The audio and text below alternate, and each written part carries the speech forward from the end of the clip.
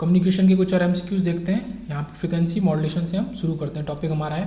तो पहले में हमें मैच करना है कि ये किस तरीके के जो सिग्नल्स, जैसे वीडियो सिग्नल है, ओके, तो उसके लिए हम AM वेव्स को यूज़ करते हैं या एम्पलीट्यूड मॉड्यूलेशन को यूज़ करते हैं। उसके इधर स्क्वायर डिटेक्टर जो होता है वो हमारा AM में ही यूज़ होता है, ये चीज़ हो गई।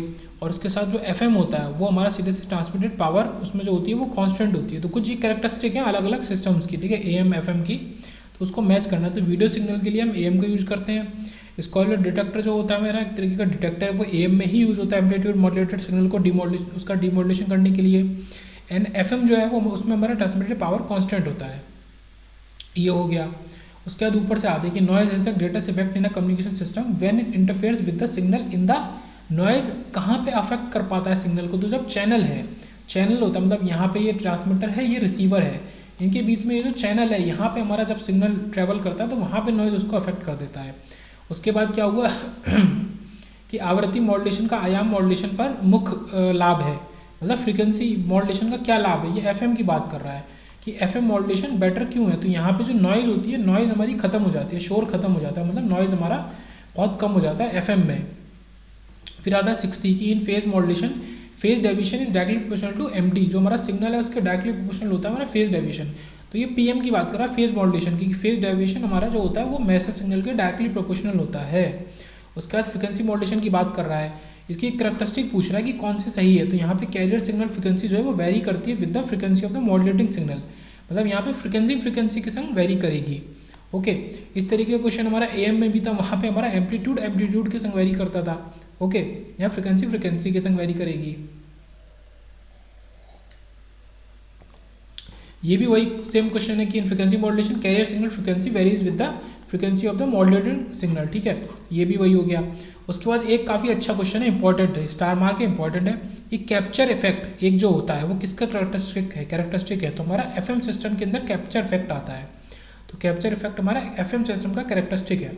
उसके बाद 63 पे आते हैं कि इन case of channel length modulation, ठीक है, चैनल लेंथ मॉड्यूलेशन, चैनल की लेंथ में चेंजेस आते हैं। So output current increases with the output voltage. तो VO डायरेक्टली प्रोपोर्शनल हमारा IO के, ठीक है, आउटपुट करंट बढ़ती है किसके संग? आउटपुट वोल्टेज के संग चैनल लेंथ मॉड्यूलेशन के अंदर।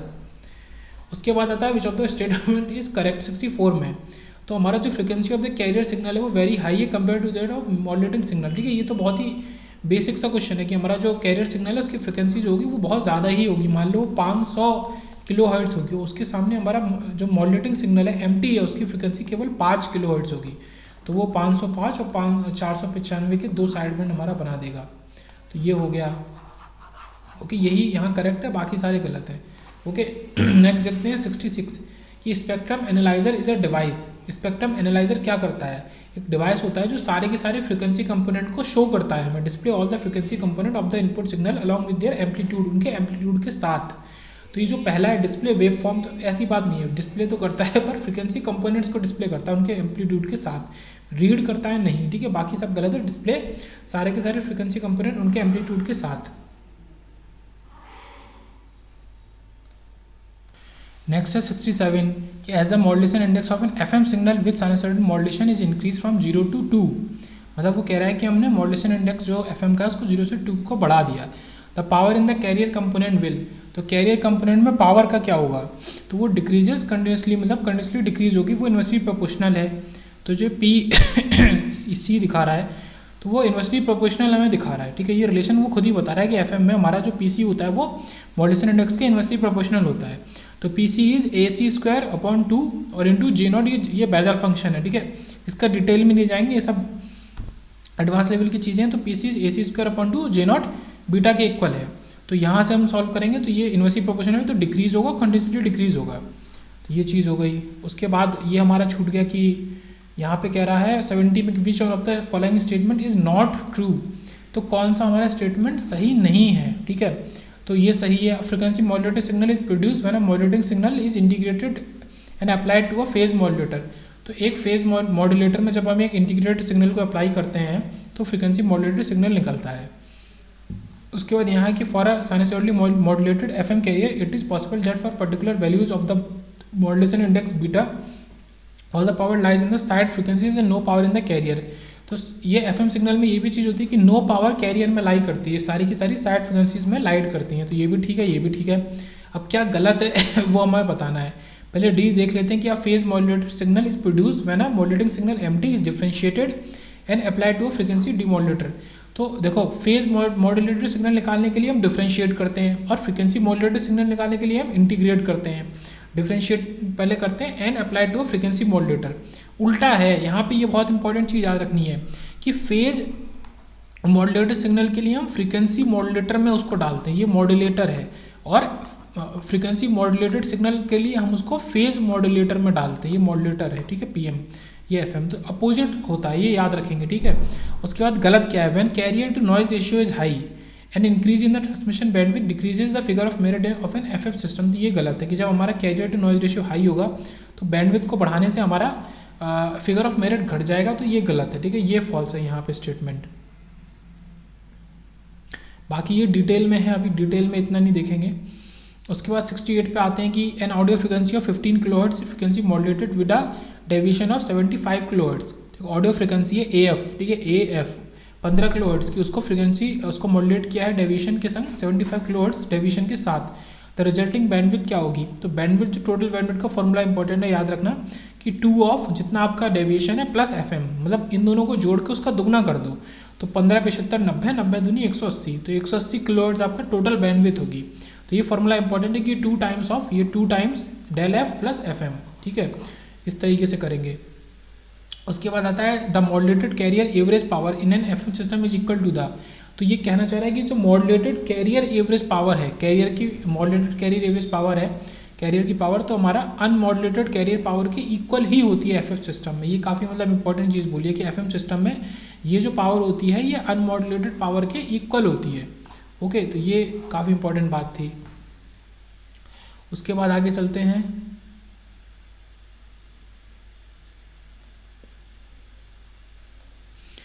वन देखते हैं। An F M wave is given as V is equal to, ये एफ एम वेव गिवन है, ठीक है, 12 साइन 6 इंटू 8 10 की पावर 8 T plus 5 sine 1250 T. It's carrier frequency is, उसकी कैरियर फ्रिक्वेंसी हमारी क्या होगी वो हमें बताना है। तो यहाँ पे कैरियर फ्रिक्वेंसी पूछिए तो आसान है, जो आपका इक्वेशन दिया वी टी इजकल टू ए सी, तो इसको कंपेयर करेंगे जो आपका फ्रिक्वेंसी मॉड्यूलेशन की आपकी इक्वेशन होती है, तो ये कुछ इस तरीके से होती है, ए सी कॉस ऑफ, और पूरा सारा कुछ कॉस ऑफ इसी के अंदर रहता है, omega C T plus M into F, ये मॉड्यूलेशन इंडेक्स है, साइन ओमेगा एम टी, ये आपका मैसेज सिग्नल वाला ओमेगा एम है, ये ओमेगा सी वाला है। तो जब आप कंपेयर करेंगे तो 6 इंटू 10 की पावर 8 टी जो ये है, तो यही आपका ओमेगा सी है, 6 इंटू 10 की पावर 8। अब ओमेगा सी को आप क्या लिख लेंगे, 2 पाई एफ सी, तो एफ सी निकालने के लिए इसको 2 पाई से डिवाइड कर देंगे, तो ये 95.5 मेगाहर्ट्ज दे देगा। तो ये आपका कैरियर की फ्रिक्वेंसी हो गई। उसी के साथ 75 क्या कह रहा है कि in frequency modulation if the amplitude of the modulating signal decreases, तो एफएम के अंदर अगर आपका एम्पलीट्यूड घटता है तो कैरियर फ्रिक्वेंसी आपकी भी घटती है, ठीक है, एम्पलीट्यूड घटता है तो कैरियर फ्रिक्वेंसी भी घटती है। ये यहाँ पे मेन चीज़ है कि डायरेक्टली प्रोपोर्शनल है एम्पलीट्यूड और कैरियर फ्रिक्वेंसी एफएम के अंदर। उसके बाद बात कर रहे हैं फ्रिक्वेंसी टिपलर जहाँ पे यूज़ करेंगे, ठीक है, ये क्या है, एफएम का मॉड्यूलेशन इंडेक्स बोल रहे हैं एमएफ। अब वो बोल रहे हैं कि फ्रिक्वेंसी ट्रिपलर को हम यूज़ कर रहे हैं, तो wave in the output of the tripler will have a modulation index of, तो 3 टाइम मॉड्यूलेशन इंडेक्स भी बढ़ जाएगा, तो बराबर बढ़ता है, ठीक है, जितना हम फ्रिक्वेंसी को हमने 3 गुना कर दिया तो मॉड्यूलेशन इंडेक्स भी हमारा उतना ही 3 गुना हो गया, 3 एमएफ हो गया।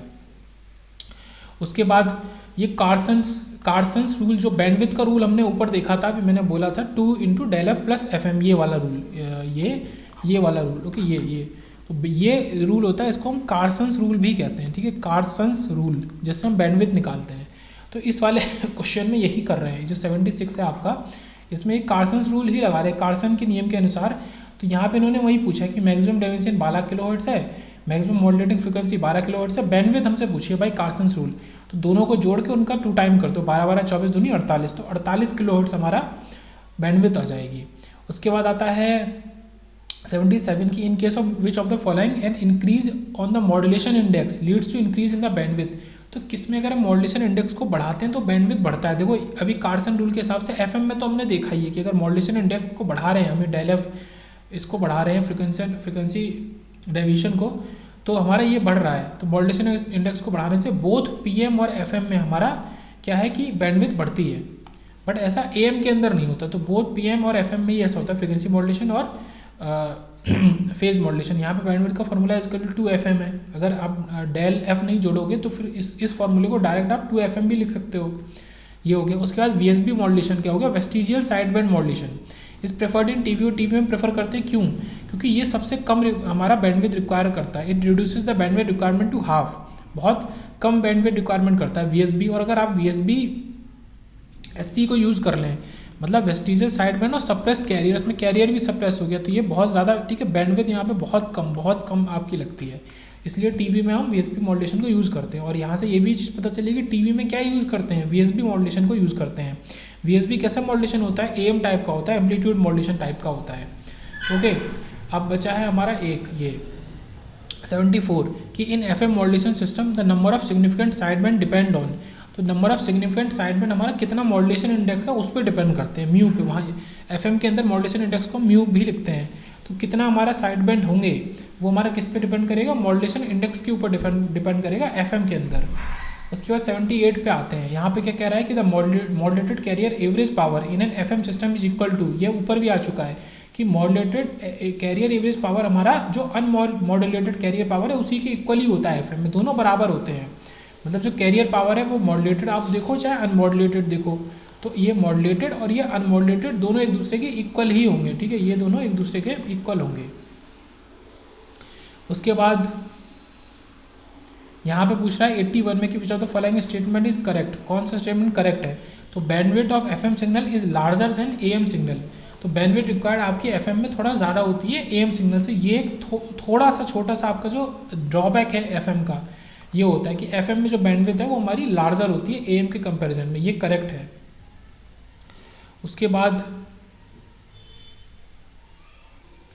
79 है। यहाँ पे क्या कह रहा है कि इंपॉर्टेंट क्वेश्चन है कि if MT is modulation index of FM, what is the value of SN signal to noise ratio divide by FM upon AM। मतलब ये पूछ रहा है कि सिग्नल टू नॉइज रेशियो का रेशियो जो है वाइड बैंड FM का, FM दो तरीके की होती है, wide band and narrow band. तो वाइड बैंड FM का रेशियो और AM का एम्पलीट्यूड मॉड्यूलेशन का ratio for 100% modulation with identical total transmitted power, दोनों की ट्रांसमिटेड पावर इक्वल है, 100% मॉड्यूलेशन है। और मान लो कि MT हमारा मॉड्यूलेशन है, मॉड्यूलेशन इंडेक्स है FM का। असल में ये इन्होंने MT लिखा है बट ये MF लिखना चाह रहे थे क्योंकि ऑप्शन में वो MF के टर्म्स में उन्होंने पूछा है। MF तो सभी में है, बस ये जो रेशियो है 3/2 MF के ऊपर क्यूब है, ये सब हमें बताना है कि क्या है किसके ऊपर, तो ये हमें आंसर करना है। तो एक तो signal to noise ratio wide band FM का, एक AM का। तो यहाँ पे ये है कि अगर M हमारा 100% मॉड्यूलेशन है तो signal to noise ratio wide band FM का हमारा होता है 3/2 बीटा स्क्वायर के इक्वल होता है, जहाँ पे बीटा हमारा MF स्क्वायर हो जाएगा। ओके, जो क्वेश्चन में गिवन है MF is a modulation index of FM। उसके बाद AM का अगर देखा जाए, ये यहाँ पे लिखा भी है कि MF इज FM का मॉड्यूलेशन इंडेक्स, और AM का देखा जाए तो हमारा जो ईटा होगा वो 1/3 के इक्वल होगा। ईटा बोलो या फिर सिग्नल टू नॉइज रेशियो बोलो, ये क्या है, ये सिग्नल टू नॉइज रेशियो ही है। तो हम बस इनका रेशियो हमें लगाना है। अच्छा, ये इंपॉर्टेंट क्वेश्चन है और सीधे इसमें क्या है कि याद कर लेंगे तो ज़्यादा अच्छा रहेगा। ये जो आंसर आएगा 9/2 MF स्क्वायर, ये याद कर लेंगे तो ज़्यादा अच्छा रहेगा। किस किस का, वाइड बैंड FM का और AM का नॉइज रेशियो, ठीक है। तो 9/2 इसको सॉल्व करेंगे तो ये हमारा 9/2 MF स्क्वायर आ जाएगा। तो 9/2 और स्क्वायर है MF का, ये याद रखेंगे। उसके बाद ये क्वेश्चन हो गया। 82 पे आते हैं कि if FC is the carrier wave frequency of FM की हमारी कैरियर वेव फ्रिक्वेंसी FC है, और and FM is the modulation frequency है, then the resulting amplitude modulated wave form the upper side band consist of, ठीक है। ये मतलब FC FM हमको दिया है, एम्पलीट्यूड मॉड्यूलेटेड दिया, मतलब ये AM का क्वेश्चन है। तो उन्होंने पूछा कि अपर साइड बैंड आपका किस किस से मिलके बना होगा। तो अपर साइड बैंड हमारे कौन से हो गए, ये जो सिग्नल बेसिक था इसके, ये अपर साइड बैंड इधर का है और इस साइड में ये है, ये दोनों अपर साइड बैंड है और ये लोअर साइड बैंड है। तो अपर साइड बैंड के लिए हमारा क्या कंडीशन आ रही है, एक तो -FC -FM आ गई और एक FC + FM आ गई। अब क्योंकि ऑप्शन में -FC -FM नहीं है तो FC + FM हमारा अपर साइड बैंड को शो करेगा। ये है क्वेश्चन, ईजी था। दो अलग अलग उनने फ्रीक्वेंसी दी थी, एक FC दी थी, एक FM दी थी, और उनको जोड़ घटा के जो भी होगा वो हमसे पूछा था कि अपर साइड बैंड हमारा कैसा होगा, वो हमें बताना था। फिर यहाँ पे आता है 80 में कि which of the following statement is correct. तो पहला ये कि the frequency of carrier signal is very high compare to that of modulating signal, ठीक है। तो ये एक बार पहले भी आ चुका है, तो ये सही है कि कैरियर सिग्नल की फ्रिक्वेंसी बहुत हाई होती है। जैसे मैंने पहले भी बताया कि मान लो करीब वो 500 किलोहर्ट्ज़ है, तो उसके सामने केवल 1, 2, 5 किलोहर्ट्ज़ होगी जो हमारा मैसेज सिग्नल की फ्रिक्वेंसी है FM। ये क्या है, FC है ये वाली। फिर यहाँ पे नेक्स्ट क्वेश्चन में वही चीज़ है कि which of the following statement is correct, हमारा 83 में। यहाँ पे क्या करंट सोर्स की बात है, करंट सोर्स के अंदर हमारा the internal resistance of a current source is very high, ठीक है, प्रैक्टिकली वेरी हाई होता है और हमारा आइडियली इन्फिनाइट होता है, but very low in voltage source. तो ये तो अलग क्वेश्चन है, मतलब वोल्टेज सोर्स है और करंट सोर्स है, तो इनका इंटरनल रेजिस्टेंस जो है इसका इन्फिनाइट होगा, इसका ज़ीरो होगा। ये आइडियली है और वैसे वेरी हाई होगा, और इसका क्या होगा, वेरी लो होगा। इसके बाद 84 पे आते हैं कि which of the following statement is true, कौन सा स्टेटमेंट हमारा सही है कि bandwidth of FM signal is more than AM signal. ये क्वेश्चन भी पहले आ चुका है। AM सिग्नल की बैंडविड्थ हमारा 2 × FM होती है। FM में क्या हो जाता है, हमारा ये फ्रिक्वेंसी डेविएशन भी ऐड हो जाता है, तो और ज़्यादा बैंडविड्थ हमारी हो जाती है। 85 वाला क्वेश्चन भी हमारा रिपीटेड की ट्रिपलर को यूज़ कर रहे हैं, तो 3 MF हमारा मॉड्यूलेशन इंडेक्स हो जाएगा टोटल। ओके, ये क्वेश्चन भी रिपीटेड है। उसके बाद ये क्वेश्चन है the analogue signal given below is sampled by 600 sample per second for MT। Analogue signal है हमारा नीचे, तो उसको हमने, ये सिग्नल है एनालॉग हमारा क्या है, MT equal to 3 sin 500 PT plus 2 × sin 700 PT। तो इसको हम 600 सैंपल्स पर सेकंड से सैंपल कर रहे हैं। द फोल्डिंग फ्रिक्वेंसी हमारी क्या होगी, तो ये थोड़ा अलग तरीके का क्वेश्चन है। यहाँ पे क्या होगा, ये जो फोल्डिंग फ्रिक्वेंसी है वो कुछ ऐसी है, ये बीच में 0.5 है, ये फोल्ड हो रही है, इधर गिर गई इधर गिर गई। ओके, तो फोल्डिंग फ्रिक्वेंसी जो होती है वो FS/2 या 0.5 FS होती है बीच में, ये जो है पॉइंट।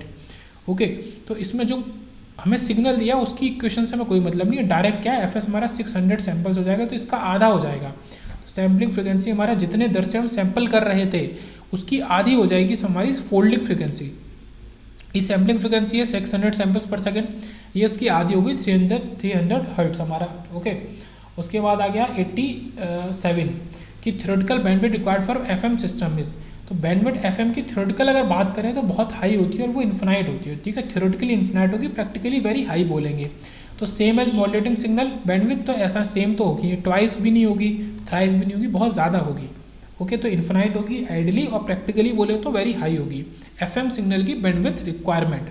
उसके बाद 88 पे आते हैं कि indicate which one of the following is not an advantage of FM over AM। तो एक ही डिसएडवांटेज है मेनली कि यहाँ पे बैंडविड्थ रिक्वायरमेंट बहुत हाई होती है, तो ये एक एडवांटेज नहीं है FM का AM के ऊपर। Okay, lower bandwidth is required, ये कहाँ होती है, ये हमारा AM के अंदर होती है कि वहाँ पे कम बैंडविड्थ लगती है। बाकी जो चीज़ें हैं वो अच्छी बातें हैं, ये हमारा FM की है कि बेटर नॉइज इम्यूनिटी हमको मिलती है FM में, ट्रांसमिटेड पावर मोर यूजफुल है FM में, लेस मॉड्यूलेटिंग पावर हमारी है FM में, पर बैंडविड्थ रिक्वायरमेंट हमारी काफ़ी ज़्यादा है। उसके बाद आता है कि circuit is said to be free from phase distortion, ठीक है, फेज डिस्टॉर्शन से एक सर्किट हमारा फ्री है if it's phase response shows. अगर उसका मतलब फ्री है, वो कह रहा है एक सर्किट फ्री होगा तो कैसे होगा या किन कारणों की वजह से होगा। अगर if it's phase response shows, उसका फेज रिस्पॉन्स अगर क्या शो करे तो हम कह सकते हैं कि वो फेज डिस्टॉर्शन से फ्री है। अगर उसका फेज रिस्पॉन्स जो है वो फ्रीक्वेंसी के प्रोपोर्शनल होगा अगर, तो हम कहेंगे कि वो फेज डिस्टॉर्शन से सर्किट फ्री है। और अगर फ्रीक्वेंसी के प्रोपोर्शनल नहीं है, जो फ्रीक्वेंसी यूज़ हो रही है सर्किट में उसके प्रोपोर्शनल नहीं है, तो फिर हम कहेंगे उसमें फेज का डिस्टॉर्शन कुछ ना कुछ आ जाएगा बाहर से। अब आता है कि हमारा FM ब्रॉडकास्ट जो है, FM का जो FM हम सुनते हैं, FM तो सभी लोगों ने सुना है कि FM, तो वही हमारा FM मतलब वो फ्रीक्वेंसी मॉड्यूलेशन ही होता है। तो FM ब्रॉडकास्ट जो किया जाता है उसका रेंज क्या होती है, उसकी रेंज VHF में होती है। ओके, 30 मेगाहर्ट्ज़ से 300 मेगाहर्ट्ज़ होती है। ये तो VHF की रेंज है, तो ये FM की रेंज इसी के बीच में लाई करती है 88 से 108 मेगाहर्ट्ज़। ओके, अगर मैं इसको यहाँ नंबर लाइन पे बनाऊँ तो इससे ये 30 मेगाहर्ट्ज़ है, ये 300 है, तो इसी के बीच में ये मान लो 88 हो गया और ये 108 हो गया। तो ये हमारा जो है ये FM की रेंज है। ओके, ये हमारी क्या है, FM की रेंज है, जो कि ये पूरी है ये VHF की रेंज है, वेरी हाई फ्रिक्वेंसी रेंज। तो VHF के बीच में हमारा FM लाई करता है 88 से 108 में। ओके, फिर आता है हमारा नेक्स्ट 91। पहले 92 देख लेते हैं कि द डिसएडवांटेज ऑफ FM क्या है, लार्जर बैंडविड्थ रिक्वायरमेंट, ठीक है, ये बार बार क्वेश्चन आ रहा है, डिसएडवांटेज है। उसके बाद बात करते हैं DSB SC की, double sideband with suppress carrier transmission, the frequency which is not transmitted is. तो DSB-SC में देखो बहुत ही इजी MCQ है। वो क्या कह रहा है, DSB-SC उसने खुद ही कह दिया सप्रेस्ड कैरियर। तो आप कैरियर फ्रिक्वेंसी को कैसे भेजोगे, भेजोगे ही नहीं, वो सप्रेस हो गई। तो कैरियर फ्रिक्वेंसी ऐसी फ्रिक्वेंसी है जिसको हम भेजेंगे नहीं, not transmitted is carrier frequency. Next देखते हैं 91 हो गया, 92 के 93 पे आते हैं। The noise is more dominant in, ठीक है। ये क्वेश्चन क्या है कि फैक्ट टाइप का आपको याद रखना है कि नॉइज सबसे ज़्यादा डोमिनेंट कहाँ होगी, तो PAM में होगी हमारी, पल्स एम्पलीट्यूड मॉड्यूलेशन में। ओके, बाकी पल्स विद मॉड्यूलेशन है PWM, PPM, pulse position modulation FS के। तो एम्पलीट्यूड वाले केस में सबसे ज़्यादा हमारी नॉइज डोमिनेंट होगी। बस ये इतना सा एक MCQ था। और उसके बाद और ये कुछ जो बात है कि ये पल्स, ये हमारा क्या डिजिटल कम्युनिकेशन यहाँ पे आ गया, जो पल्स वाले मॉड्यूलेशन होते हैं। तो जो PAM होता है वो लगभग एनालॉग, मतलब वो एम्पलीट्यूड मॉड्यूलेशन पे बेस्ड है, PWM फ्रीक्वेंसी मॉड्यूलेशन पे, और पल्स पोजीशन हमारा फेज मॉड्यूलेशन पे। तो वही है कि ध्वनि इसमें सबसे ज़्यादा होती है, नॉइज सबसे ज़्यादा होती है। उसके बाद बात करते हैं 94 की, कि 2 carriers of 2 GHz and 4 GHz respectively are frequency modulated by a signal of 10 kHz। तो 2 कैरियर हैं 2 GHz के और 4 GHz के, उनको साथ में लेके हमने फ्रिक्वेंसी मॉड्यूलेट किया एक सिग्नल जो कि 10 kHz का है। Such that the bandwidth of the FM signal in the 2 cases are same. तो उन्होंने ये भी बोला कि दोनों केस में बैंडविड्थ हमारी सेम है। ओके, तो पीक डेविएशन हमारा दोनों केस में का रेशियो क्या होगा, तो वो हमें बताना है। अच्छा क्वेश्चन है ये काफ़ी। तो देखो यहाँ पे जो बैंडविड्थ का फॉर्मूला है 2 del F प्लस FM के इक्वल है। तो दोनों को अलग अलग हमने कर दिया, एक में FM1 हम यूज़ करेंगे, एक में FM2 यूज़ करेंगे। अब यहाँ पे सेंस वाली बात यही बन रही है कि हमें इससे क्या मतलब है कि कैरियर फ्रिक्वेंसी क्या है। ये FC1 अलग है और FC2 अलग है, बट हमारा सिग्नल जो है वो तो वही है ना। जो FM है वो FM1 हमारा FM2 के इक्वल है, वो 10 kHz है, वो तो बदल नहीं रहा। जब वो बदल नहीं रहा तो बैंडविड्थ की रिक्वायरमेंट भी नहीं बदल रही। तो काफ़ी अच्छा क्वेश्चन है, स्मार्ट क्वेश्चन है। अब ये चीज़ है यहाँ पे जो मैंने येलो से हाईलाइट किया, ये FM2 तो बदल नहीं रहा, तो फिर हमारा ये बाकी भी तो सेम ही रहेगा अगर ये दोनों इक्वल है। तो del F1 del F2 के इक्वल आ गया। तो यहाँ पे आंसर आ गया 1:1। इसके लिए इंपॉर्टेंट क्या था, ये फार्मूला पता होना बैंडविड्थ का। ये फार्मूला पता है तो इसमें ये पता है हमें कि कहीं से भी FC का इस्तेमाल यहाँ पे नहीं हो रहा है। जब FC का इस्तेमाल नहीं हो रहा है तो 1:1 में हमारा आंसर आएगा। फिर आता है कि when a carrier is phase modulated. अच्छा, इस चीज़ पे मैंने डिटेल में बात करी थी थोड़ी देर पहले कि जब आप फ्रीक्वेंसी मॉड्यूलेशन कर रहे हैं तो उसको फेज मॉड्यूलेटेड करेंगे, और जब फेज मॉड्यूलेशन कर रहे हैं तो फ्रीक्वेंसी मॉड्यूलेटेड करेंगे with an integrated modulating circuit. और जब आप PM करते हैं, मतलब फेज मॉड्यूलेशन करते हैं, तो आप वो इंटीग्रेट नहीं, आप डिफ्रेंशिएट करते हैं। ये एक और इनकी पहचान है, डिफ्रेंशिएट। और जब आप FM कर रहे हैं तो आप ये इंटीग्रेट कर रहे हैं। जब उन्होंने इंटीग्रेट कहा है तो फ्रीक्वेंसी मॉड्यूलेटेड सिग्नल की हम बात कर रहे हैं। सीधे से आंसर हमारा FM हो जाएगा। ठीक, the resultant is a frequency modulated signal. Okay, तो ये जो इनका दूसरा पहचान है कि फेज मॉड्यूलेशन के लिए डिफ्रेंशिएशन करेंगे और FM के लिए इंटीग्रेट करेंगे, तो ये भी याद रखना है। उसके बाद एक लास्ट क्वेश्चन है, फिर हमारा फेज मॉड्यूलेशन के 1-2 क्वेश्चन है। यहाँ पे क्या कह रहा है कि इन एन FM सिग्नल, ठीक है, at 10.7 MHz IF needs to be digitized for demodulation in a digital domain if the bandwidth of the signal is 200 kHz, the maximum usable sampling frequency कितनी होगी।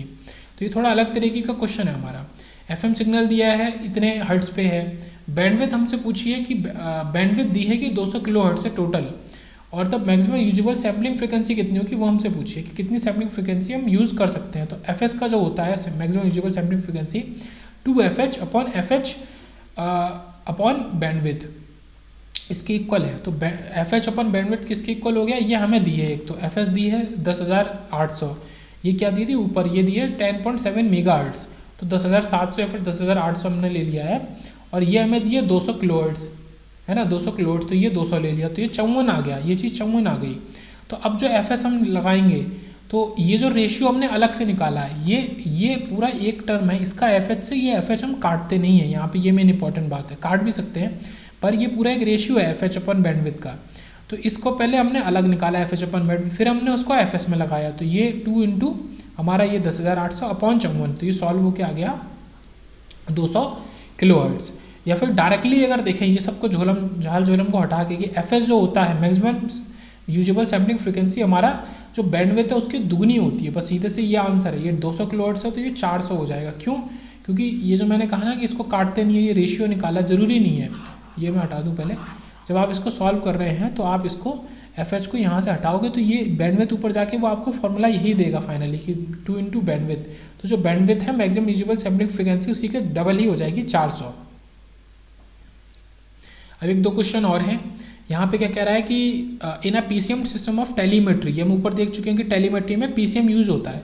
तो क्वांटाइजेशन नॉइज डिपेंड ऑन, तो quantization noise हमेशा किस पे depend करती है, number of quantization levels only, हमेशा नंबर पे डिपेंड करती है, कितनी क्वांटाइजेशन लेवल है उतनी ही हमारी नॉइज होगी। ये अच्छा क्वेश्चन है काफ़ी। उसके बाद टेलीमेट्री एक डिवाइस होता है जिसके द्वारा दूरी नापी जाती है। ये दो प्रकार का होता है, RF टेलीमेट्री और लैंडलाइन टेलीमेट्री। और टेलीमेट्री में हम PCM यूज़ करते हैं। ओके उसके बाद आता है the most noise immune system, सबसे अच्छा इम्यून सिस्टम कौन सा है जिसमें सबसे मतलब नॉइज कम अफेक्ट कर पाती है, तो वो हमारा PCM है, पल्स कोड मॉड्यूलेशन। ओके ये क्वेश्चन आ चुका है एग्जाम्स में काफ़ी बार, तो इंजीनियरिंग सर्विसेज में भी। तो सबसे अच्छा मोस्ट नॉइज इम्यून सिस्टम हमारा PCM है।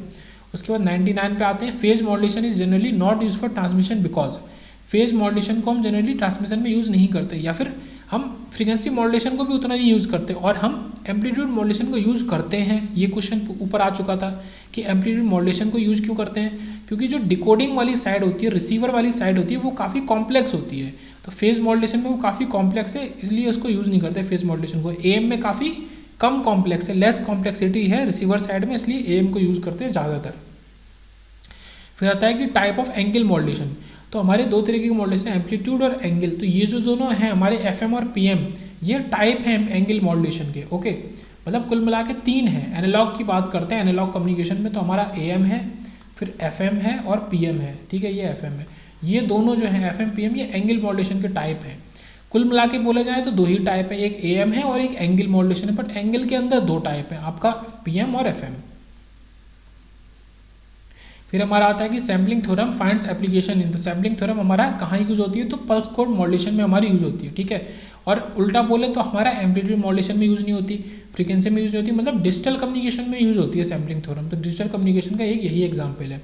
उसके बाद आता है कि इनमें से डिजिटल मॉड्यूलेटिंग सिस्टम कौन सा है, तो PPM डिजिटल कम्युनिकेशन का है, पर डिजिटल मॉड्यूलेटिंग सिस्टम नहीं है। मतलब यहाँ पे एक ये भी बात है कि जो डिजिटल कम्युनिकेशन है उसमें 2 तरीके के सिस्टम है, उसमें एनालॉग सिस्टम भी हैं और हमारे डिजिटल सिस्टम भी हैं। ओके तो डिजिटल मॉड्यूलेटिंग सिस्टम मतलब मॉड्यूलेशन भी डिजिटल टाइप का है, तो वो हमारा कौन सा है, PCM है केवल। PPM PFM PWM ये नहीं है। ठीक है, PAM ये सब नहीं है, हमारे PCM है डिजिटल मॉड्यूलेटिंग सिस्टम। उसके बाद बात आती है which of the following statement is और आर ट्रू, कौन सा सही है, तो probability of error in DPSK is less than PSK, तो ऐसा नहीं होता, DPSK की प्रोबेबिलिटी ऑफ एरर हमारी ज़्यादा होती है PSK से, ये गलत है। उसके बाद amplitude shift keying ASK is also known as on off keying, ये अच्छा क्वेश्चन है काफ़ी, कि जो ASK है हमारा उसको हम ऑन ऑफ कीइंग के नाम से भी जानते हैं, तो ये सही है। तो ओनली सेकेंड स्टेटमेंट यहाँ पे हमारा सही है। और DPSK की डिफरेंशियल फेज शिफ्ट कीइंग की प्रोबेबिलिटी ऑफ एरर हमारा ज़्यादा होती है PSK के कंपेरिजन में। उसके बाद बात आती है 104 की PCM is an example of analog to digital conversion, तो पल्स कोड मॉड्यूलेशन हम क्या कर रहे हैं, एनालॉग चीज़ को डिजिटल में चेंज कर रहे हैं, तो PCM हमारा एनालॉग टू डिजिटल कन्वर्जन हो गया।